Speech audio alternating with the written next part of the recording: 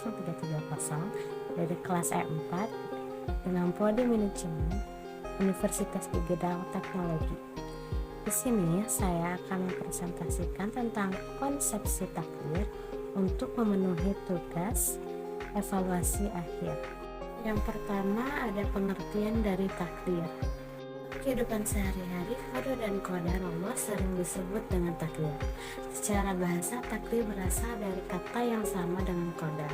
Takdir adalah ketentuan suatu peristiwa yang terjadi di alam ini yang meliputi semua sisi kejadian, baik itu mengenai qadar ataupun ukuran tempatnya maupun waktunya.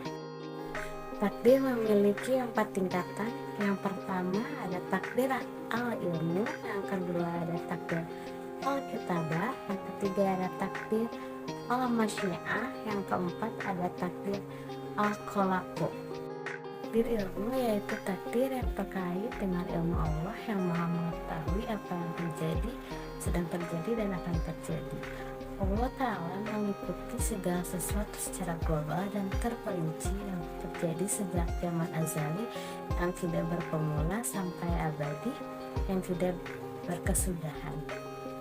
Takdir kitabah yaitu takdir Allah terhadap segala sesuatu yang tertulis di Lauhul Mahfuz yang tidak pernah berubah. Berdasarkan ilmunya, Allah telah menuliskan siapa aja yang termasuk penghuni di surga dan siapa yang termasuk penghuni neraka. Namun tidak ada satu orang pun yang mengetahui apa yang ditulis di Lauhul Mahfuz kecuali setelah hal itu terjadi. Masyiah yaitu takdir Allah terhadap segala sesuatu yang telah terjadi di langit dan di bumi, yang semuanya terjadi atas kehendaknya. Tidak ada satupun perbuatan makhluk pun yang keluar dari kehendaknya. Segala sesuatu yang terjadi semuanya di bawah kehendaknya masyiah Allah, entah itu disukai atau tidak disukai oleh syariat. Takdir khalaqu yaitu takdir Allah yang erat kaitannya dengan kuasanya untuk menciptakan segala sesuatu. Segala sesuatu yang ada di alam semesta adalah makhluk ciptaan Allah, baik itu berupa zat maupun sifat.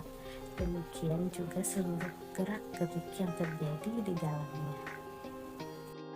Berikutnya ada macam-macam takdir. Macam-macam takdir terbagi dua, yaitu berdasarkan takdir yang berlaku, yang kedua berdasarkan kehendak Allah dan usaha manusia. Berdasarkan takdir yang berlaku ada takdir azali, meliputi segala sesuatu sebelum Allah menciptakan bumi dan langit, yaitu takdir Allah setelah menciptakan kolam dan memerintahkannya menulis segala apa yang ada sampai hari kiamat. Yaitu takdir yang diberlakukan atas manusia atas awal penciptaannya ketika pembentukan sperma sampai pada masa sesudah itu dan bersifat umum, yaitu mencakup rezeki, perbuatan, kebahagiaan, dan kesengsaraan. Hauli atau sanawi terkait dengan malam Lailatul Qadar, yaitu takdir Allah yang menetapkan setiap tahun pada malam Lailatul Qadar.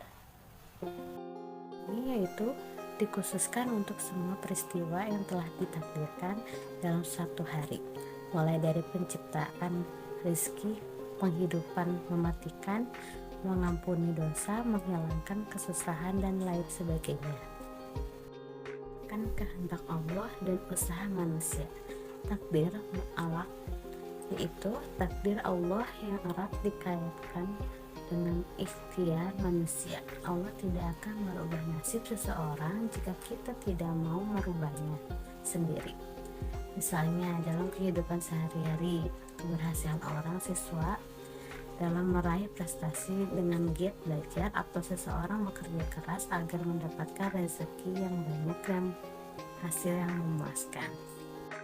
Selanjutnya ada takdir mubham, yaitu takdir Allah yang terjadi pada diri manusia, tidak dapat diusahakan atau dapat ditawar-tawar lagi oleh manusia.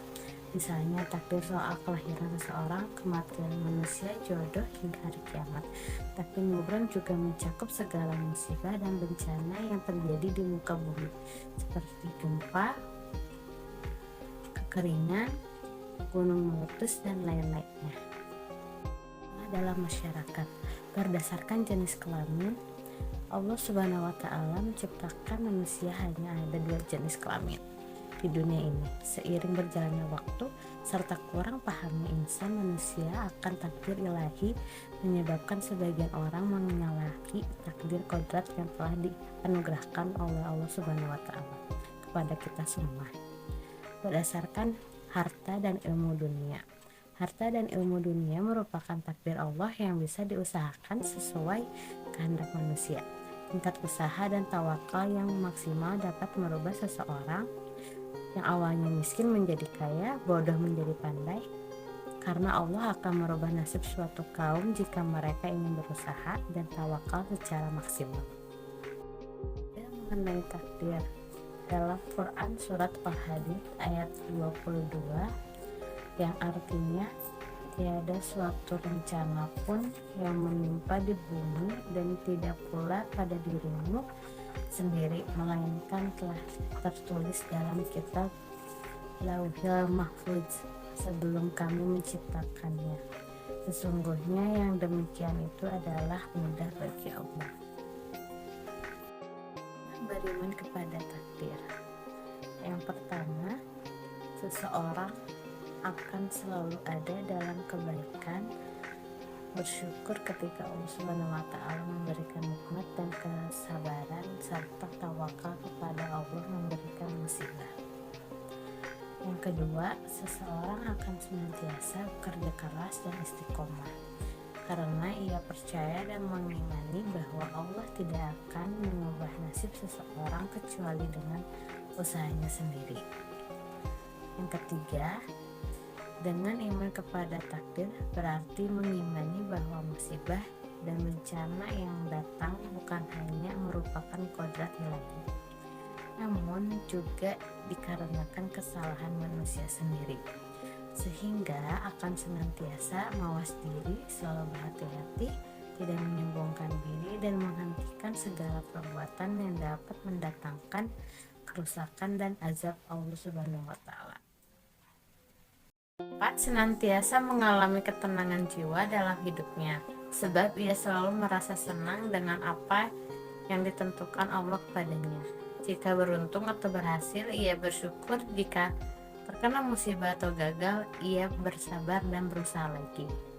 Terakhir, memberikan pelajaran kepada manusia bahwa segala sesuatu yang ada dalam alam semesta ini hanyalah berjalan sesuai dengan kebijaksanaan yang telah digariskan oleh Zat yang Maha Tinggi. Oleh sebab itu, jika ia tertimpa kemudaratan, ia pun tidak akan menyesal, tetapi sebaliknya, jika ia dilimpahi pertolongan dan keuntungan, ia pun tidak bergembira sehingga lupa daratan.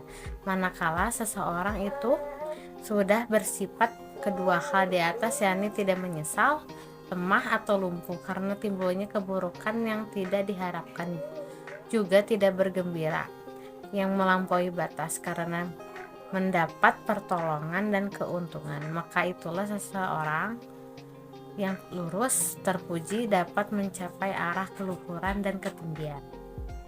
Peran doa dalam merubah takdir.